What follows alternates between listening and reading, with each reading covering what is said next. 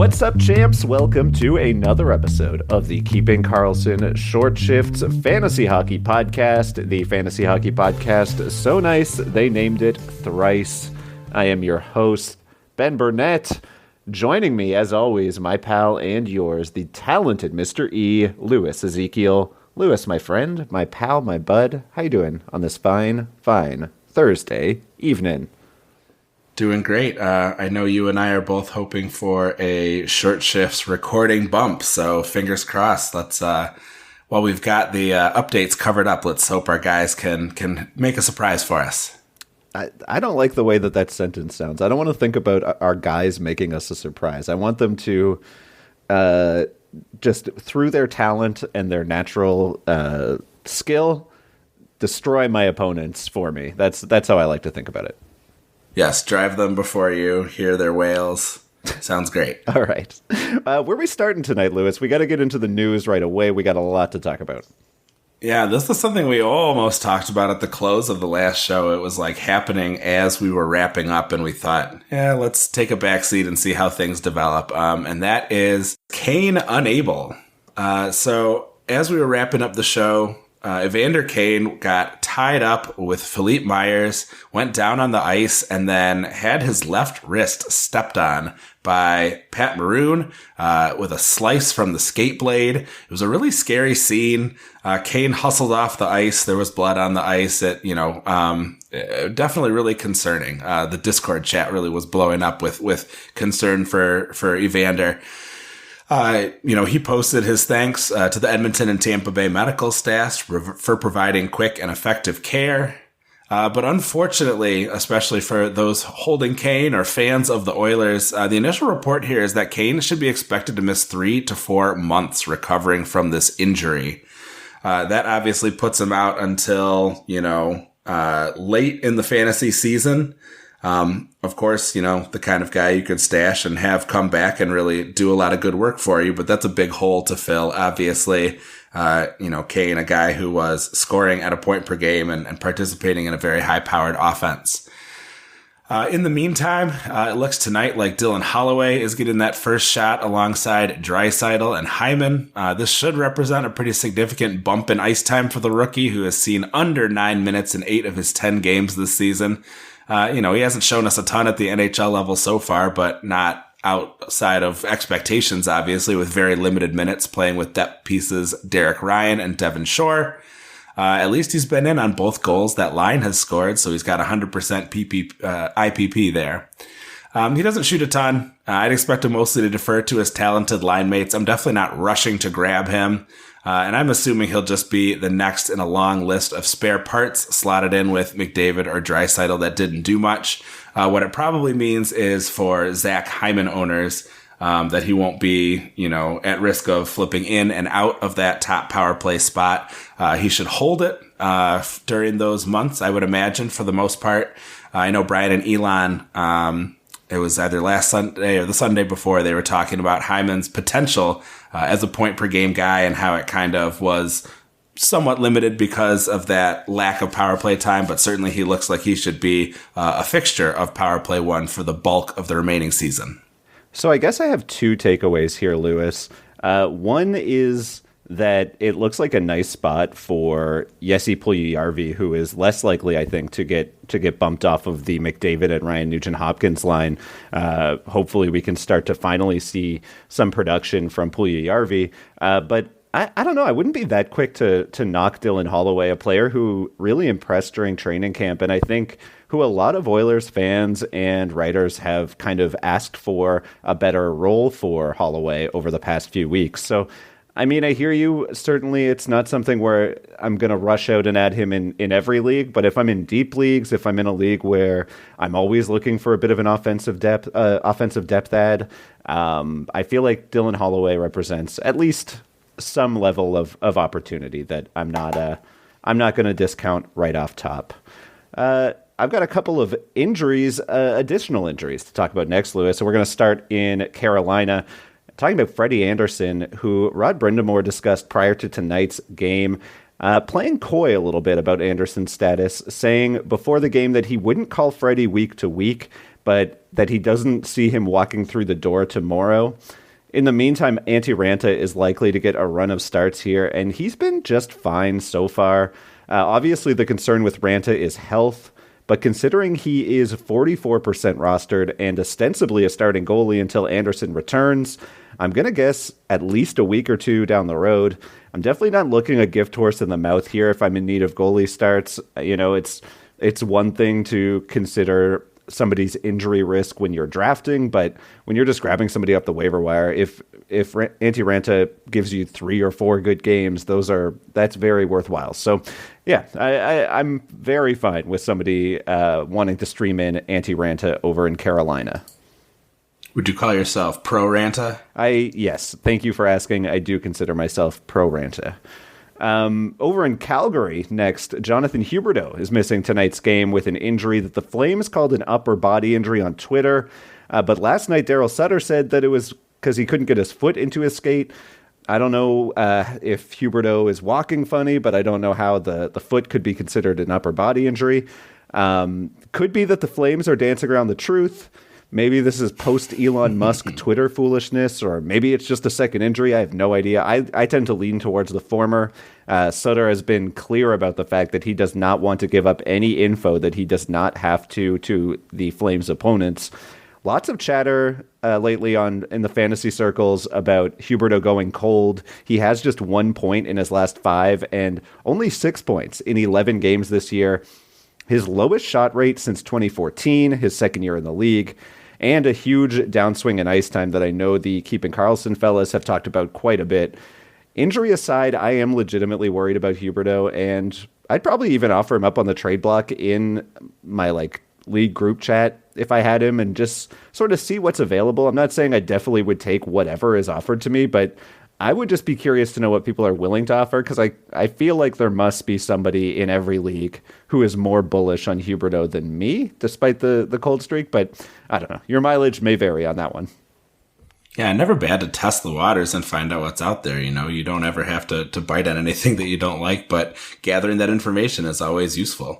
So we'll get out of some injuries here and into some oucheries. And we have to talk about Charlie McAvoy. Return of the Mac. It is Return of the Mac. Come on. Charlie McAvoy makes his return from off-season shoulder surgery, hoping to recapture his 59-point pace from 2021-22. No real notes here other than to activate McAvoy as soon as you have the chance. Hopefully you did already, because he scored a goal in the closing seconds of the second period. I think there are some people out there who are the type that really want to see how fully healed somebody is. But come on, this is a top pair, top PPD man on a high-powered offense. Or at least he should be a top power play guy. I think it is worth noting that for the last couple games, the Bruins have been running with a 5-forward power play setup. It was very successful for them in the previous game, potting 2 goals in under 90 seconds or just about 90 seconds of having that 5-forward group out there. So obviously that was very effective for them. I know they ran it out at least for parts of Thursday night's games. I would jump over to Frozen Tools and check out their last game lines and see how things went on the power play. But you have to imagine that Charlie McAvoy will find his way in there pretty soon. I think most coaches are pretty conservative. I think it's only going to take a shorthanded break or 2 before they decide to put a defenseman out there on the power play. A lot of questions about Hampus Lindholm in the meantime. Should he be dropped? Is he going to lose a bunch of value with McAvoy coming back? Lindholm's been very capable in McAvoy's absence, with 13 points in 13 games, including 4 power play assists, almost 2 shots a game. He is likely to be relegated to a secondary power play role, although, again, not sure what the Bruins have done tonight. I wouldn't be rushing to dump Lindholm. He has, I believe, 10 even strength points so far. This easily represents the best pace of his career. And those are just his even strength points. So even without the power play, he's been very successful. And I think he'll continue to have the opportunity to produce, both at even strength and at least on that second power play. I think that still makes him quite appealing. This is a high powered offense he's getting to play. He has a nice contract. He's going to be afforded every opportunity, I think. And interesting, Lewis, if you look at the frozen tools for tonight's game, showing the Bruins power play usage so far, Lindholm has actually played above Charlie McAvoy on that second power play unit. So I don't know. I guess when I think about it, I obviously agree with you. Like, I'm not dropping Lindholm regardless, but I feel like I don't think there's any rule that says that you have to play Charlie McAvoy above Hampus Lindholm, just like there's no rule that says dogs can't play football. So I feel like, maybe Hampus Lindholm kind of holds on to this role if he stays successful. And if that's the case, then I feel like this might be one of the draft steals of the year. Did you just airbud Hampus Lindholm? Yes, this is an airbud situation. That's exactly right. I love it. Yeah. All right, one more headline here before we get into our streak section, and that is in Vegas, where the Golden Knights have waived Laurent Brossoit, theoretically finishing off the goalie triangle we've been fretting about since the Knights traded for Adin Hill just ahead of training camp. Both Hill and Thompson have obviously been excellent, which we outlined in our last segment when we discussed this situation, though we did erroneously state that all three of those goalies required waivers to be sent down. Logan Thompson is waiver exempt, so people were pretty concerned, I guess, preseason that if you draft Thompson, there's a possibility that he's the one who goes down. But I think our takes on the show were correct, which are that the Knights aren't going to want to mess with a good thing. Brossoit was lousy in his conditioning stint, and now the Knights are likely hoping another team takes him off their hands to rid them of the cap hit. All in all, very nice win for fantasy managers who roster Logan Thompson, as he seems to clearly be the 1A. Though the longer Adin Hill goes without losing, I feel like the team is likely to continue to split starts relatively democratically. Yeah, I think that's the way to think about it, and at least we can rest easy with the knowing that Thompson and Hill are going to be the duo moving forward.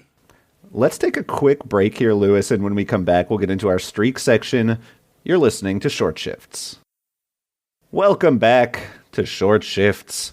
Lewis, we are just cruising along into our streak section, and we're going to do one of your favorite moves here, which is to talk about the same team after the break as we talked about before the break. That's right, we're sticking around Vegas to talk about the Riley Smith hot streak.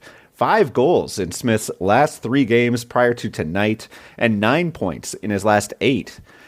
Shooting quite a bit, especially for Smith, who has never averaged more than 3 shots per game, up to 3.2 on the year.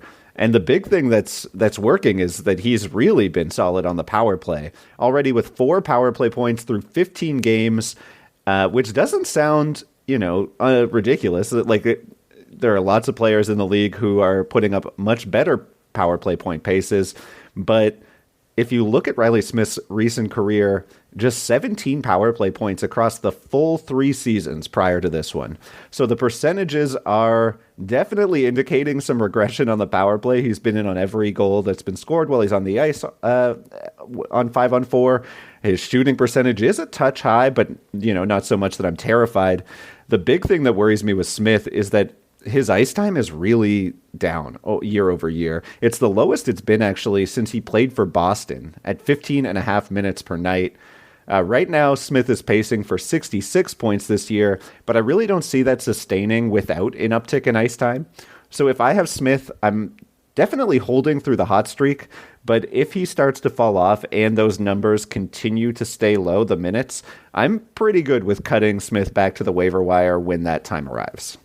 Yeah, I'm with you. You really want to see, unless they are consistently producing points, I think if you're below 16 minutes, you're getting into scary territory in terms of somebody you want to have on your team. If you're thinking about, a 12, maybe even 14 team league, that's getting awfully low. Definitely have seen a lot of success and hope he keeps it up. But yeah, I think you make a great point about that ice time. Another guy who is kind of on the opposite end of the spectrum here from that over success on the power play, and an even strength to an extent too. Rickard Rakell is the next guy I want to talk about for a cold streak here. Just 1 goal, 1 assist in the last 5 games. But if we're going to call that a bit of a cold streak, then we kind of have to call his season a bit of a cold streak. He's only been about a half point per game. He's got an empty net goal in there, helping prop up his numbers a little bit. He does have 5 goals, so it's nice to see, at least, especially if you're in a league that counts goals a little higher, even in categories leagues where they're rarer. That's nice, at least. But after starting the year alongside Crosby and Gensel, he's spent recent games on Malkin's wing with Zucker. It's a bit of a downgrade, but not a huge one. Especially Zucker's been quite productive so far, 9 points in 11 games.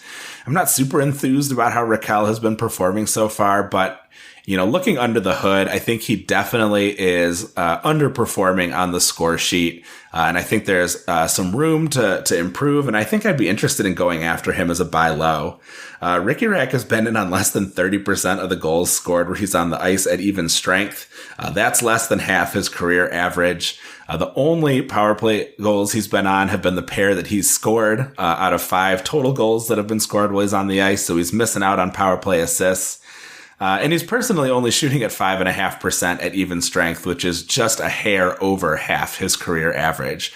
So if you regress those even strength numbers, you'd be looking at 2 more goals and 2 more assists potentially for 11 points in 13 games. And that's even before maybe adding in an extra power play assist in there. So if you've got Rakell, I would say hang in there. And if you are someone who is in the trade market, maybe offer someone who's on a hot run, but not getting the same level of deployment, like maybe a Miles Wood or a Kyle Palmieri. See if you can get a bite. I like the way that Rakell is shooting. That even strength line is pretty solid. Power play too is what it is, but he might get into the top there too. Brian Rust is always in and out of the lineup. I'll knock on wood there. For all the Brian Rust owners. But, that's somebody that I think I would be interested in trying to buy low on based on some of those under the hoods. So if we regress to this 12 points in 13 games, we're talking about a 76-point player in Rickard Rakell. Is that what you think he is? I think I said No, I don't think I said 11 points in 13 if we added on those extra goals and assists.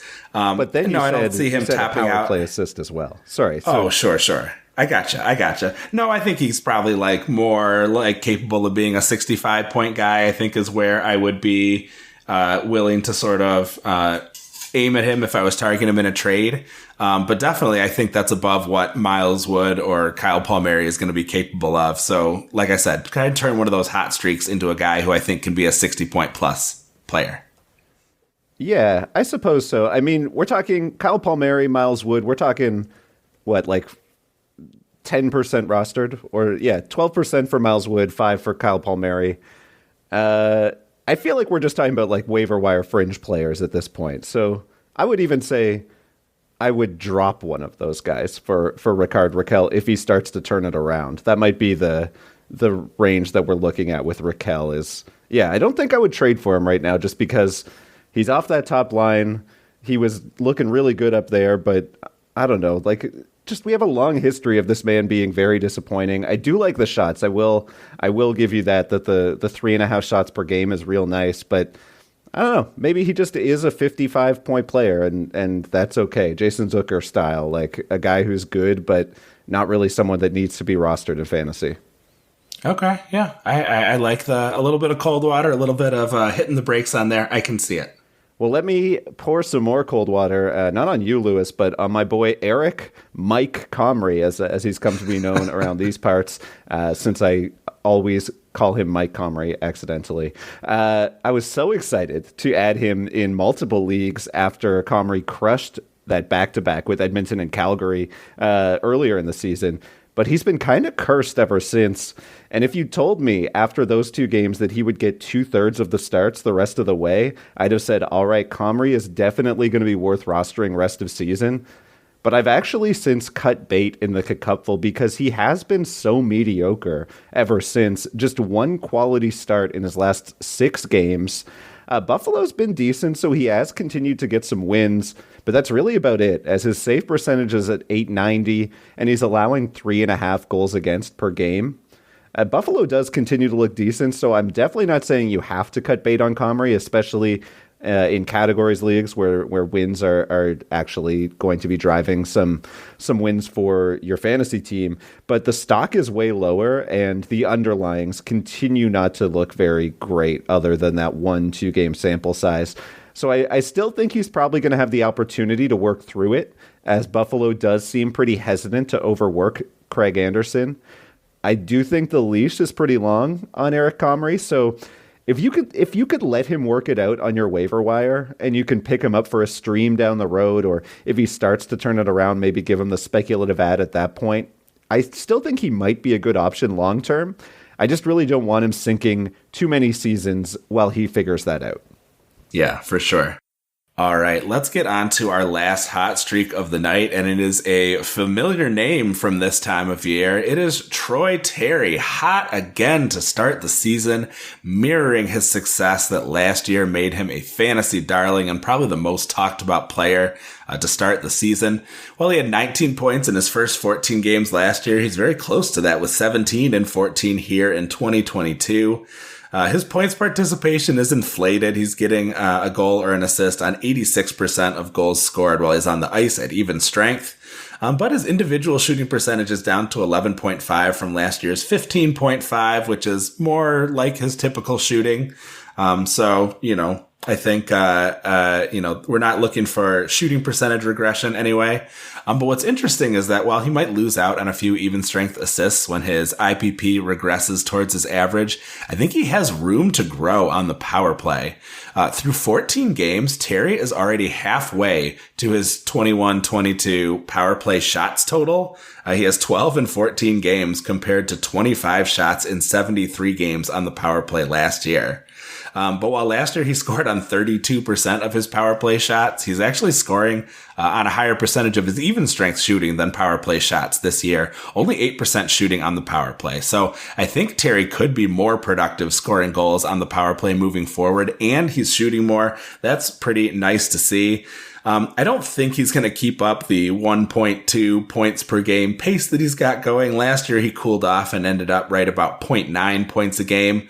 So I think if you can trade Terry for a true point per game guy off of this early success, maybe mentioning that room for power play improvement, I think I'd go for it. But otherwise, I don't see any reason that it's so overinflated that he can't, keep producing at a pretty solid 70 point, maybe 70 point plus pace. I think if that's the case, then he's going to be a hold for me. Yeah, I think you're underselling Troy Terry. I think he's a point per game guy at this point. I think Troy Terry's a star.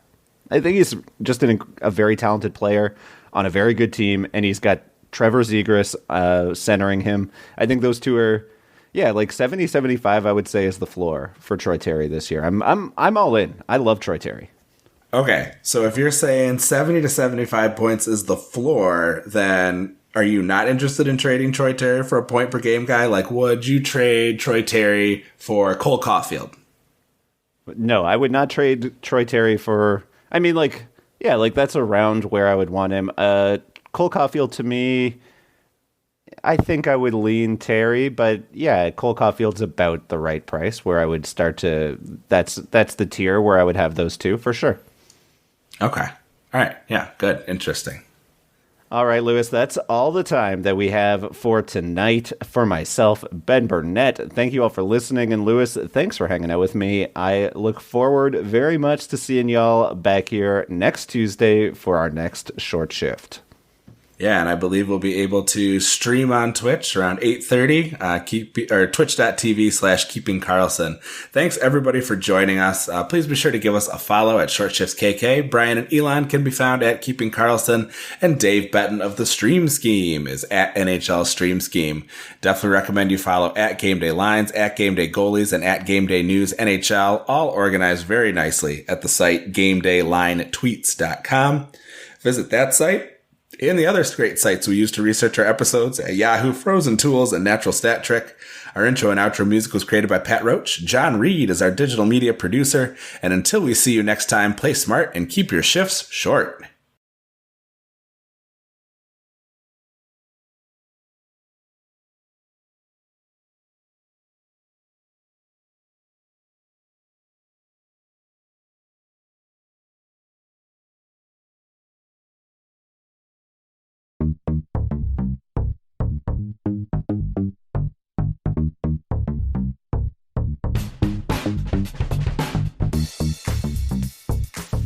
you.